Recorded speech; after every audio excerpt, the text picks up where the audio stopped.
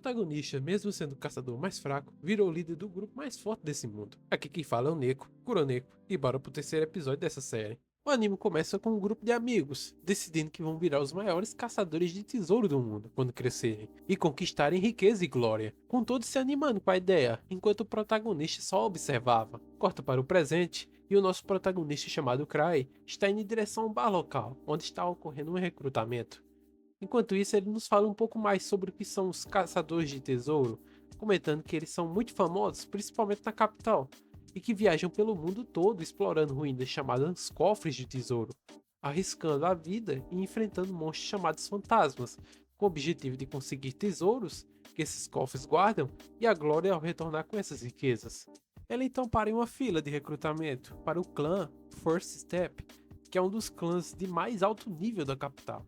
Ele comenta um pouco sobre a dinâmica dos clãs, que no caso funcionam como uma sociedade de vários grupos, beneficiando a todos. E Cry afirma que há um certo limite até onde os caçadores podem chegar sozinhos, sendo crucial a entrada deles em um bom grupo, para que assim eles possam ficar mais fortes com bons companheiros ao seu lado. E no caso dele, ele se lamenta pois não foi capaz de entrar em nenhum grupo. Cry então é interrompido por uma garota atrás dele na fila, perguntando se ele também estava atrás de algum grupo. Ela pede desculpas pela pergunta repetida e se apresenta como Huda Hunenbeck e diz que acabou de ser promovida para nível 3. E nisso, ele se apresenta como Cry Andre, porém não a cumprimenta. Ela ignora esse detalhe e comenta que até aquele momento ela trabalhava sozinha, mas quando tentou explorar o cofre Ninho do Lobo Branco, ela percebeu que seria muito difícil fazer aquilo sozinha e estava ali para conseguir algum grupo. Ela então é interrompida por um homem que estava na frente deles na fila e que zomba dela, falando que aquele local não era para caçadores de nível baixo como o dela. E os dois começam a discutir. Quando a Ruda puxa seus punhais querendo chamar para a briga, um dos representantes do clã chega e fala que se eles continuarem com isso, não vão ter chance alguma de entrar pro clã. E além disso, ela informa que os caçadores jamais devem sacar suas armas em público, como a Ruda acabou de fazer, e termina com ela se desculpando. Agora, dentro do bar, a Ruda fica surpresa com a quantidade de caçadores ali dentro, mencionando que nunca foi em um evento desses, e pergunta ao Cry quantas vezes ele já tinha ido, com ele respondendo que até o momento já foram 5 vezes. Ela se desculpa logo em seguida pela pergunta, mas Cry fala que não é nada demais. Ela nota que um grupo está se destacando bastante entre os demais ali no local, e pergunta ao Cry quem eles eram. Ele responde que o grupo é o Ark Brave, os Filhos do Espírito Santo. Cry continua e fala que eles são um dos grupos mais fortes que estavam ali recrutando, tendo conseguido completar um cofre nível 7 com apenas 6 membros, sendo a elite da elite. E sentado no meio deles estava o líder deles, chamado Ark Rodin, e caso ele aceite o caçador como membro do seu grupo, o sucesso desse caçador está praticamente garantido. No entanto, Cry fala que nunca o viu aceitando membros novos em um evento como aquele.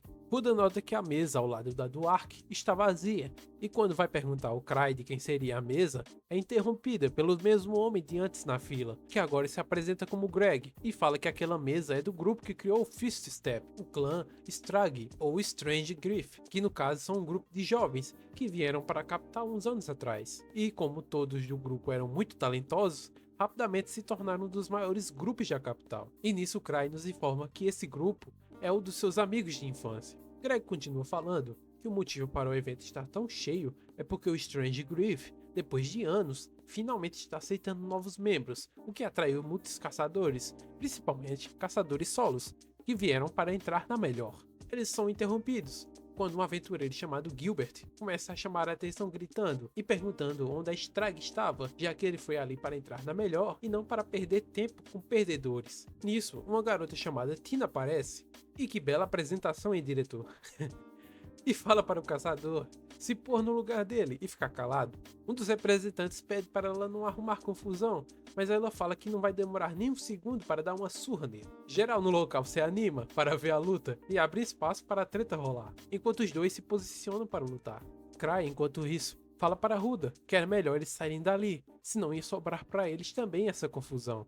A Tina, enquanto se prepara, nota a presença de Cry, e quando vê ele no meio da multidão, ignora totalmente a luta, indo em direção ao Cry, o interceptando, de uma forma bem sugestiva, aliás. Após o susto de Cry, ao presenciar tamanho par de coxas, Tina pergunta o que ele está fazendo ali, enquanto o chama de mestre. Nisso, o Ark nota a presença dele também ali, e revela que o Cry é na verdade o mestre do clã e líder da Strag.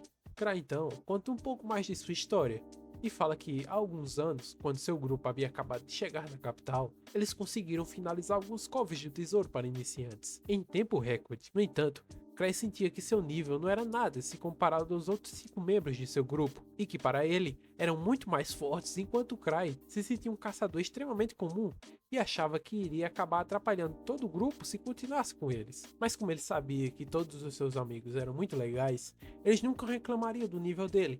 Então Cry decide tomar a decisão de deixar o grupo por conta própria. Ele então reúne seus amigos para avisar que vai sair do grupo. O Luke começa a refletir sobre o grupo e nota que eles ainda não possuem um líder. Então ele pede para o Cry assumir esse posto e com o restante do grupo concordando na hora, o que o surpreendeu, parecendo mais que nem ouviram a despedida triste do Cry. E foi assim que ele acabou virando o líder do grupo durante todos esses anos, mas sempre desejando se aposentar. Voltando ao presente, Greg e Huda continuam sem acreditar que o Cry é o líder da Fifth Step, enquanto o Ark se aproxima falando que o Cry se atrasar porque dormiu demais era uma piada que só o Cry faria. Tina entra no meio para defender seu mestre, chamando o Ark de bonitinho falso. Cry continua falando que realmente se atrasou porque dormiu demais, e era por isso que nem estava usando o uniforme, mas o Ark continua achando que é uma piada e que o Cry estava disfarçado na multidão para observar os outros caçadores. Nisso, o Cry conta que o Ark não é o único que pensava assim, com ele sentindo que as pessoas não o ouviam direito. Ao ver Ark desrespeitando seu mestre continuamente, Tina pede para Cry tirá-lo do clã. Durante isso, Cry nos fala que Tina é um aprendiz de uma de suas amigas de infância, Alice. Ark continua e pergunta ao Cry se ele já conseguiu encontrar algum novo membro em potencial no evento. O Cry pergunta se, caso ele achasse alguém com potencial, o Ark aceitaria em seu grupo. Ao ouvir isso, o Ark responde que aceitaria, já que ele confia muito no Cry, o que surpreende todos ali presentes, até mesmo os membros do próprio grupo do Ark. Nisso, Tina fica meio envergonhada, provavelmente achando que era ela, falando que ficaria muito honrada se ele a escolhesse, mas no seu coração ela já estava mais do que decidida a se juntar ao grupo do Cry. Mas no meio disso tudo, o Gilbert começa a chamar a atenção novamente para si, com o intuito de ser escolhido para entrar para o clã Strag. E ao analisar o garoto, Cry nota que ele não seria de grande utilidade no momento, mas poderia ser caso fosse treinado pelo Ark. Ele começa a pensar mais sobre o assunto, achando que ele não é tão bom julgando os outros, chegando à conclusão que qualquer um que ele escolher vai ser na sorte. Nisso, Cry decide sugerir Gilbert, mas antes, ele explica ao garoto o que ele considera mais importante para um caçador, que é, no caso, não perder, pois, se faltar força a um dos membros da equipe, todo o grupo acaba por ser colocado em perigo. Portanto, Cry pede ao garoto para lhe mostrar a habilidade de não perder, falando que ele mesmo nunca perdeu uma luta, surpreendendo todos ali. Cry, então, remove um dos seus anéis e fala que vai recomendar para o Ark Brave quem conseguir pegar aquele tesouro. Gilbert o pega inicialmente, mas rapidamente é golpeado pela Tina, que deve estar louco pelo tesouro do Cry. O anel sai girando e todos ali começam a brigar para conseguir pegar o anel do Cry. Coloquemos tesouro que é melhor, o tesouro do Cry. Enquanto geral tá na porrada, o Cry se despede no Ark e fala ao Greg e a Huda que talvez os veja novamente em algum momento. E coitado do dono do bar, que vai cair aos pedaços depois dessa briga. No dia seguinte, vemos o Cry na sede do clã, enquanto a vice-mestre do clã, chamada Eva Rainfield, conta que ele estava na primeira página do jornal, falando sobre a confusão que teve durante o recrutamento da Ark Brave no dia anterior, e que acabou explodindo o bar inteiro, embora nenhum civil tenha se machucado. Cry pergunta o que a Ark achou dessa matéria, o que a Eva responde falando que ele só riu daquilo tudo. Ele então fala que o Ark é sempre muito bondoso e pede para ela colocar o conceito do bar na conta do Ark. E além disso, ele joga a responsabilidade de ir conversar com a Associação de Aventureiros no colo de Ark também. Porém, Eva informa que a associação quer falar especificamente com o Cry. Ele, sem querer, só aceita que vai ter que ir na associação, porque se não fosse, o Gark, o líder da associação, iria pessoalmente ali atrás dele. Ele então reclama que não queria ir lá sem escolta, lamentando que perdeu sua máscara de disfarce. E agora, fiquem com esse belo comercial da máscara de disfarce do Cry.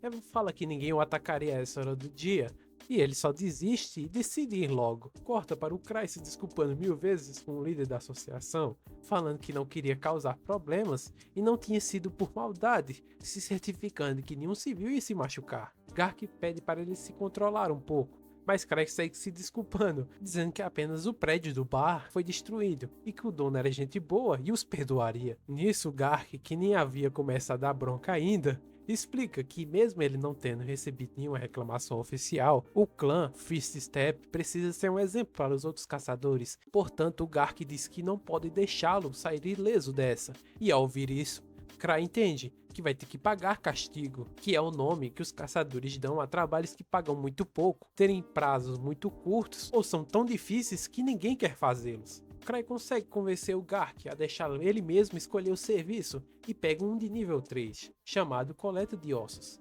achando que seria um dos mais fáceis ali. E após deixar o local, Gark comenta com sua secretária sobre Cry, com ela dizendo que ele continua com muita energia como sempre, e Gark falando que é ótimo que ele tenha continuado assim, não tendo mudado nada, e ainda por cima, escolheu a missão que aparentava ser a mais perigosa. Já tô vendo onde isso vai parar. De volta à sede do clã, Cry está frustrado, porque o Ark não se encontrava presente no local para ele repassar a missão. Enquanto isso, a Tina está de todas as formas querendo nos mostrar, e ao Cry também, que ela conseguiu pegar o tesouro dele na confusão do dia passado. Quando ele finalmente nota, ela fica toda feliz e fala que não queria que ninguém pegasse o anel do Cry. Isso, Tina, proteja o anel do seu mestre. Ela pergunta se pode realmente ficar com ele, e Cry responde que sim, e pergunta se ela estava livre naquele momento. Tina, toda empolgada, achando que seria outra coisa, fala que nunca esteve tão livre na vida. Mas quando Cry fala que em relação ao trabalho que teve que pegar na associação, ela evapora na hora. Cry usa um dos seus tesouros para capturá-la, e Tina reclama dizendo que pensava que o Cry a levaria para comer um sorvete e não a punir com um castigo tão ruim como um trabalho desse. Ela não queria ir sozinha, pois seria um trabalho muito difícil. O Cry nota, e estranha, já que como era um cofre nível 3, ele achava que não seria tão difícil. Então, para acalmar ela, ele fala que ela não iria sozinha.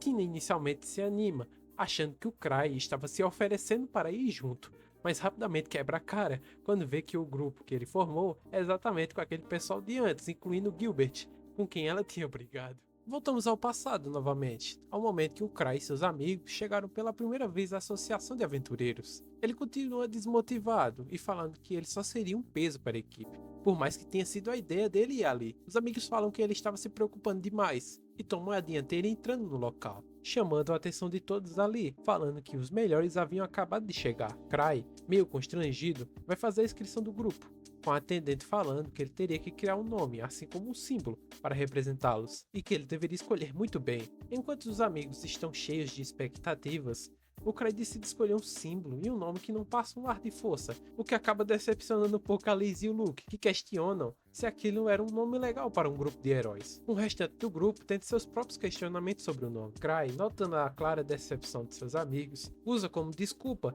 para sair do grupo, mas seus amigos vendo isso, voltam atrás e aceitam o nome. De novo no presente, Cry está reunido com o grupo que havia formado, com a Ruda, Greg, Tina e Gilbert. Greg, ainda surpreso com a revelação do dia passado, pergunta se Cry é realmente o mestre do clã e se era o caçador chamado de Miltrux, surpreendendo Ruda e Gilbert, já que Miltrux era um caçador famoso e tinha um dos maiores níveis da capital, sendo o nível 8. Cry então nos conta que aquele era seu segundo nome, que havia recebido como líder da Strag, e que só caçadores com alto prestígio e status recebiam esses nomes especiais da associação, sendo algo almejado por qualquer caçador. Gilbert continua, sem acreditar que o Cry era o Miltrux, já que supostamente esse era o caçador mais forte da capital e o Cry não tinha cara alguma de ser tão forte assim. Tina fala que não conseguiria trabalhar com Gilbert, já que o que ela mais odeia é pessoas que ficam só na conversa. Enquanto isso, vemos o Cry com cara de culpa, porque ele é claramente alguém assim também, e se pergunta de onde veio esse papo de que ele era o mais forte, mas rapidamente entende a origem. Gilbert, ainda sem acreditar, fala que tudo isso é uma piada e que o Cry não era nível 8 coisa alguma. Greg tenta parar Gilbert, falando que ele não deveria comprar briga com um grupo como a Strag, ainda mais com o Cry, que era seu líder. E Gilbert continua falando que não aceita que ele era o líder do grupo mais forte. Cry então fala para deixar ele de lado e pergunta ao Greg e à Ruda se eles estão dispostos a participar da missão, com os dois concordando, e fala a Tina que se ela precisasse de ajuda, poderia chamar alguém do clã para auxiliar. Ela pede ao Cry, claro, que vá junto, mas ele nega na hora. Gilbert desafia o Cry para um duelo, falando que se ele perder, ele se juntaria ao grupo, comentando que ele não obedeceria a alguém que é mais fraco do que ele. Cry sugere que continue em frente, já que ela era a líder da missão, e ela aceita na hora, já que quer ensinar uma lição ao Gilbert por ter desrespeitado o Cry. Agora na sala de treinamento, vemos a Tina cumprindo a cota de service desse episódio, quero dizer, se alongando, tentando chamar a atenção do Cry. Gilbert fala que não vai se descuidar igual ao evento do outro dia, que vai lutar com tudo e que depois enfrentaria o Cry. Tina fala que, se comparada ao Cry, ela era um lixo, mas que não iria perder aquela luta de forma alguma. E fala até que não vai usar armas para não acabar matando o Gilbert. Gilbert cai na provocação e fala que também não vai usar armas contra a Tina. Enquanto os dois se preparam, Tina está empolgada, falando que quando vencer, vai tomar sorvete com o Cry, com ele respondendo que nunca prometeu isso, mas depois de ela insistir muito, o Cry concorda em levar ela para sair, só que depois de eles concluírem o trabalho, deixando ela muito feliz. A luta começa com a Tina acertando um golpe diretamente na cabeça do Gilbert, o jogando longe. Ele se levanta e fala que aquilo ainda não acabou, partindo para o ataque, mas Tina facilmente desvia e o prende e começa a provocá-lo. Gilbert se solta, mas é rapidamente nocauteado pela Tina. Ela pergunta se o Cry viu tudo e fala que foi graças a ele que ela cresceu tanto, e vai em direção a ele perguntando se o Cry gostou das habilidades dela. E claramente a Tina querendo mostrar as habilidades noturnas ao Cry, com certeza. Gilbert ainda continua no chão, e vemos seu flashback triste falando que ele era sempre o mais forte das pessoas ao seu redor, e por isso ele foi para a capital procurando pessoas mais fortes, mas continuava se achando o mais forte de todos. Ele acorda quando a Tina fala que, se ele ainda quisesse lutar, deveria usar a espada. Ele recusa a princípio, mas quando a Tina fala que aquilo era só orgulho idiota e que ele morreria se continuasse daquele jeito, ele começa a repensar na luta e concorda.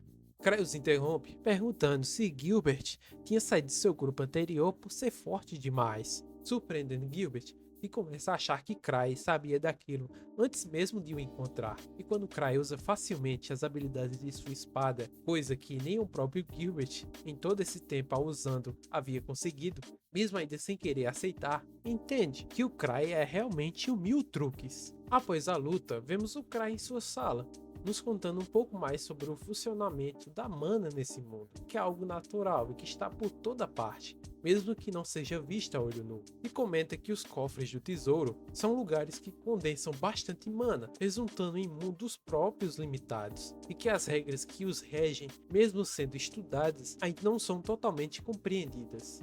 Ele então fala do ninho do lobo branco, que antigamente era habitado por monstros chamados Silvermoon, mas que foram extintos pela caça descontrolada por suas peles. Ele agradece a Eva pelas informações que havia conseguido sobre o Gilbert, comentando que ele ficou até surpreso quando o Cry supostamente havia adivinhado tudo aquilo. Ela então fala que soube que o Cry tinha dado um show usando uma relíquia na sala de treino. Cry fala que sim, e diz que era uma relíquia tranquila, que dava para usar facilmente. Nisso ele puxa um saquinho com algumas relíquias e começa a polir elas, falando que elas têm tantas aparências e poderes diferentes que é bastante divertido colecioná-las, e se perguntando se o Gilbert venderia aquela espada do purgatório para ele, e curioso para saber se ela não teria mais poderes caso analisasse com mais detalhes a mesma. Eva interrompe falando que ele já tinha relíquias demais, e muitas delas com poderes bastante similares. Cry tenta explicar que cada relíquia é única, tendo suas próprias características. Eva então fala que mesmo eles tendo uma boa receita financeira, ele precisa se conter no gasto. Nisso, ele nota que algumas de suas relíquias estão descarregadas e vai atrás de um mago. Logo em seguida, vemos ele conversando com dois caçadores, com um deles carregando sua relíquia. O outro caçador pergunta ao Cry se ele já estava sabendo de um ataque de fantasma que havia destruído uma caravana inteira, mesmo sendo escoltada por alguns caçadores de nível 3, e continua falando que alguns cavaleiros estão investigando o caso, e como o ataque havia acontecido perto do ninho do lobo, as suspeitas eram de que os fantasmas haviam vindo daquele cofre, o que surpreende o Cry. Os dois caçadores estão preocupados que possa ser uma invasão massiva de fantasmas e que o ninho do lobo branco possivelmente estaria cheio de lobos a essa altura. Cry tenta evitar ficar preocupado, falando que a Tina era bastante forte e que o grupo que havia montado era capaz de realizar essa missão. Os dois continuam falando que os fantasmas que apareceram no ninho ficaram mais fortes, ao ponto de estarem até repensando em aumentar o nível do cofre. Ainda mais, após o desaparecimento de um grupo liderado por um lanceiro de nível 5 no local, deixando o Cray ainda mais preocupado. Ele então pega o papel contendo as informações da missão da guilda, notando que era exatamente esse grupo de nível 5 que precisava de resgate, e que ele não tinha notado por só ter se atentado ao fato de que era um cofre nível 3. Cray, nervoso, fala aos caçadores que ele havia acabado de mandar a Tina ao local, o que assusta ambos, que perguntam se isso não seria rígido demais para Tina. E quando Cray tenta amenizar, falando que havia mandado ela com alguns caçadores independentes, os assusta ainda mais, já que na prática era um grupo improvisado, e que os boatos de que o treinamento anormal da Strag, chamada de Os 1000 Desafios, foi o que realmente os transformou no maior grupo da capital. Enquanto voltava para seu escritório, Cray tenta se acalmar, falando que em uma urgência, o Gilbert poderia usar sua espada do purgatório para tentarem escapar. Porém, lembra que no dia passado usou todo o poder dela e questiona se Gilbert a teria recarregado. Agora na floresta, o grupo da Tina continua indo em direção ao ninho do lobo. Tina fala que mesmo não pretendendo morrer, havia se preparado e por isso tinha feito um testamento para todos ali assinarem. Buda pergunta se o Cray sabia que algo estranho estava acontecendo ali e por isso os havia mandado. Tina continua, falando que aquilo era tudo um plano do Cray, até mesmo essa composição do grupo que não era muito comum. Greg não acredita muito inicialmente, afinal, tinham se conhecido no dia passado. Gilbert também acha o mesmo, mas quando lembra que o Cray sabia até dos motivos dele estar como caçador solo, ele começa a realmente acreditar. Tina fala que Cray sabe de tudo que acontece na capital, e Greg chega à conclusão de que até o incidente do bar, com o encontro deles, tinha sido calculado. Tina conclui então, falando que era por isso que eles não deveriam se preocupar, já que tudo isso fazia parte dos planos dele, e que o Cray nunca os mandaria para uma missão impossível daquelas sem pensar direito. Você tem certeza, Tina? Corta para o Cray, chegando à conclusão que os mandou para uma missão impossível daquela sem nem pensar por um segundo. Cray espera que eles voltem caso a missão fique difícil demais. Porém, dado o treinamento da Tina por parte da Liz, ele acha que ela não desistiria tão fácil, e sabendo que não conseguiria pedir reforços a essa altura, ele teria que ir pessoalmente ajudá-los. Mas, se ele fosse rapidamente, os poderia alcançar antes mesmo de entrarem no cofre. Enquanto isso, o grupo da Tina encontra seu primeiro fantasma, que parece mais forte que o normal para a região. Voltamos ao Cray, no seu cofre pessoal, enquanto está reunindo algumas relíquias para levar consigo. E quando está saindo do cofre, Eva o encontra e pergunta onde ele estava indo com tantas relíquias. Ele tenta disfarçar, falando que só vai dar uma volta, e Eva, sabendo muito bem o motivo, só falando que mesmo que o Cray tenha calculado tudo, ele ainda se preocupa com o grupo que havia mandado. E ao se aproximar do Cray, ela se assusta e pergunta se o colar que ele tinha no pescoço era um Citri Slime, que era algo proibido do Império. Ele mente, falando que nunca usaria uma coisa dessas, enquanto nos revela que, como a maioria das relíquias ofensivas estavam descarregados, ele levaria esse como último recurso. A Evo pergunta se ele não ia preferir que alguém fosse junto, com ele pensando que bem que gostaria, mas a relíquia era feita para apenas um usuário e sai voando. Eva fica um pouco preocupada, já que aquela relíquia voadora havia matado seu último usuário, devido a ela não ter segurança alguma e nem possuir um modo de freá-la durante o voo. E tenho quase certeza que o Cray não faz ideia disso. Novamente no passado, vemos o grupo do Cray batendo um rango e falando sobre a última expedição do grupo a um cofre, com Luke reclamando e lamentando a perda de sua espada de madeira especial, e a Citri comentando que não esperava encontrar um Ciclope nível 4 em um cofre nível 1 e que havia sido bastante desafiador.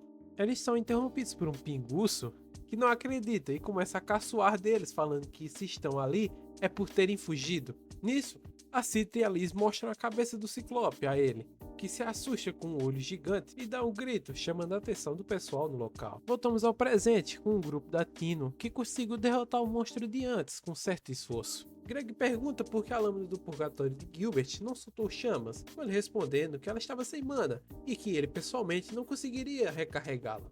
Nisso ele se lembra do Cray usando os poderes dela e a deixando de tanque vazio literalmente no dia passado. Buda e Greg sugerem eles recuarem, já que a situação parece mais difícil do que aparenta, com eles tendo dificuldade com um único fantasma, nem tendo chegado no cofre ainda, e que provavelmente o grupo que eles iam resgatar já teria ido de Vasco a essa altura. Tino nega e fala que Greg e os demais entenderam errado o propósito deles ali, e que até zerar a mana da espada do Gilbert era parte do plano perfeito do Cry para ele não ficar dependente do poder da espada. Quando se aproxima da entrada do cofre, percebem um grande número de fantasmas, alguns com armas à distância. Nisso eles começam a planejar o que farão. Gilbert sugere ir na frente, já que mesmo sem mana, a espada do purgatório ainda é a mais forte ali. Mas é interrompido pela Tina, perguntando se ele era burro mesmo ou só tinha cara de ser um. Eu tô rindo da minha própria piada. Voltando, e continua falando que ela, como líder ali, tinha o dever de fazer todos voltarem vivos, ainda mais que o Cry tinha lhe confiado a liderança, então votar com todos inteiros era o mínimo aceitável. Ela traça uma estratégia, e como a Tina e a Ruda são as mais ágeis ali do grupo, elas irão atrair os fantasmas, enquanto o Greg e o Gilbert os atacarão pela retaguarda, e que mesmo que caísse em uma situação perigosa, ninguém seria usado de escudo, nem como sacrifício para os outros escaparem. Enquanto isso, vemos o Cry soltando um grito, enquanto ainda está voando, torcendo para que ao menos a Tino estivesse viva ainda, e que ele até usaria os outros como escudo para salvar ela se fosse preciso. Voltamos ao grupo da Tino, que está progredindo bem graças ao trabalho em equipe, e mesmo sendo um grupo improvisado, reunido de última hora, cada um deles tem pontos positivos, que juntos como equipe conseguem se complementar bem. Tino, que já vinha notando tudo isso, acha cada vez mais que tudo aquilo já fazia parte dos cálculos do Cry, e até o chama de Deus por isso. Coitada, alguém fala a ela a verdade? Enquanto Gilbert luta com os monstros, vemos mais uma parte de seu flashback triste, em que ele deixa seu antigo grupo, por ter ficado forte demais para ele e seus amigos não terem conseguido o acompanhar, ficando cada vez mais para trás em termos de força. Gilbert se sentia culpado, porque na época a única coisa que sentia era raiva, e não parou para pensar no quanto eles estavam se esforçando e dando tudo de si. Mas agora, naquele momento, ele entendia como eles se sentiam, e finalmente percebeu o quão bom era lutar em equipe. O grupo continua seguindo em frente, chegando a uma área mais ampla do cofre, e a Tino sente uma presença e que provavelmente seria o chefe do cofre. Greg pergunta se não seria melhor recuar, mas a Tino fala que como eles conseguiram chegar praticamente ilesos ali, eles conseguiriam lidar bem com o chefe, e diz que Greg é cauteloso até demais para alguém com um rosto como aquele. Tino continua e fala que mesmo sendo bom ter cautela, eles nunca vão evoluir se não se arriscarem vez ou outra. Greg tenta argumentar, mas acaba concordando em partes, e fala mais um pouco sobre seu passado, dizendo que sempre recuava quando achava que não venceria um inimigo, muito pelo fato de já ter perdido bastantes companheiros no passado. Tino então fala que foi pela vontade de mudar isso que ele tinha ido no recrutamento da First Step, e era por esse motivo que o Cry o escolheu para o grupo. Afinal, por que ele escolheria alguém que mal conhece? E diz que no final tudo isso era parte dos planos do Cry, que queria ajudar todos os três, o que os surpreende. Tino continua e pergunta se eles realmente acreditavam que o Cry havia montado esse grupo aleatoriamente, e fala que ele nunca faria algo idiota assim. Afinal, aquilo fazia parte de seu plano infalível, perfeitamente calculado, e chegando mais uma vez à conclusão de que o Cry só poderia ser um deus da estratégia. Nisso, Rudy interrompe a babação da Tina, perguntando então por qual motivo que ela mesma havia sido escolhida, e após uma rápida avaliada, a Tina fala que provavelmente ela foi escolhida porque era peituda.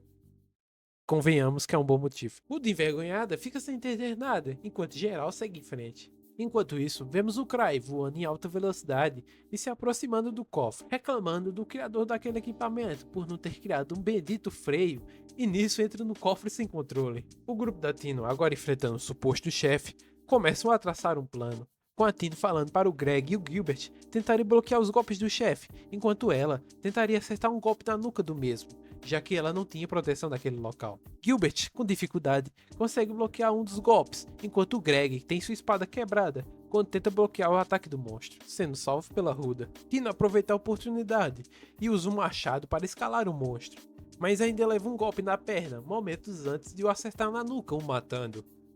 Rudy se aproxima e pergunta se a perna da Tina estava bem, com a Tina tranquilizando, falando que ainda tinha poções de cura e usando uma na perna. O grupo está aliviado, agora que a luta acabou, e Greg agradece a Ruda por tê-lo salvo. Tina então entrega sua espada ao Greg, falando que era melhor ter aquela espada do que não ter nada. Ela então sente algo e rapidamente desvia de uma lança jogada em direção a ela, e ficam chocados quando percebem mais 4 daqueles lobos gigantes, iguais ao que tinham acabado de matar.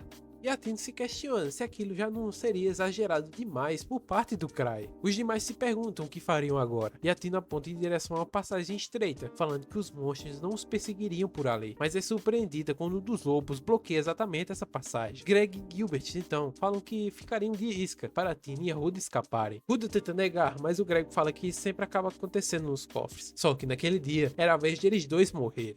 Porra, ganhou meu respeito em Greg. Tino ainda está relutante, questionando se essa seria a única escolha deles, enquanto pensa no que o Cry faria. Nisso, ela se lembra do precioso do Cry. Claro, né? Ela vai achar que é parte do plano também. Tino, então, fala que ninguém irá precisar morrer naquele dia, e conta ao grupo o plano dela, pedindo para o restante dar suporte a ela, enquanto ela tentaria acertar os olhos dos lobos. Com certa dificuldade, eles conseguem segurar o ataque de um dos lobos, enquanto a Tino usa o tesouro do Cry para dar um tiro certeiro no olho do lobo, o cegando por um momento. Gilbert tenta aproveitar a brecha para tentar matar o lobo, mas é golpeado pelo mesmo, sendo jogado contra a parede e caindo no chão ferido. Tino se aproxima para ajudar, mas são completamente cercados pelos lobos. Então, do nada, um dos lobos é golpeado por algo, e vemos que era o Cry que havia chegado, usando um dos lobos como freio. Tino fica surpresa e ao mesmo tempo feliz pela chegada do Cry, e o Greg nota que os lobos ficaram até cautelosos com a chegada dele. O lobo anteriormente usado de freio se levanta e tenta acertar um golpe de sua espada no Cry, mas tem seu golpe defletido por o mesmo, que o assusta. Cry então fala que, para o azar dos lobos, ele tem 17 vidas, e nisso ele acerta uma magia aparentemente poderosa no lobo, surpreendendo os demais, que se perguntam se aquele então era o poder de um caçador de nível 8. Enquanto isso, o Cry nos conta que não queria se amostrar tanto assim, enquanto estava confuso, se perguntando por que de criaturas tão fortes como aquelas eles estavam fazendo em um cofre de nível 3. O lobo, que havia levado o tiro mágico anteriormente, se levanta, aparentando não ter sofrido nada grave, surpreendendo os demais, que se perguntam como foi que ele aguentou um ataque direto assim. E aí, o Cry nos revela que os anéis de tiro, por mais que aparentem ser fortes visualmente, não são nada poderosos, chamando mais atenção do que qualquer outra coisa. E ele continua, se perguntando por que diabos os lobos têm arcos e armas de fogo, falando que isso não tem o menor sentido. Concordo com você, Cry. Por que diabos tem uma arma de fogo aí? Isso não era para ser um mundo medieval com espadas e magia? Cry agradece, porque trouxe os 17 anéis de segurança consigo. Mas ele, sem muita escolha, decide usar o Citri Slime. Mas ao abrir o frasco, vê que não tem nada ali. Ele então o joga em direção aos lobos e acerta o frasco com um dos seus tiros mágicos. E logo em seguida fala aos demais para escaparem dali rapidamente. Gilbert reclama, falando que eles tinham que correr mais rápido, mas é repreendido pela Ruda, que o lembra do ferimento da Tino, e fala que o Cry estava na retaguarda ditando o ritmo da corrida, levando em conta isso. Mas vemos que o Cry só está para trás porque aquilo era o máximo que ele conseguia mesmo.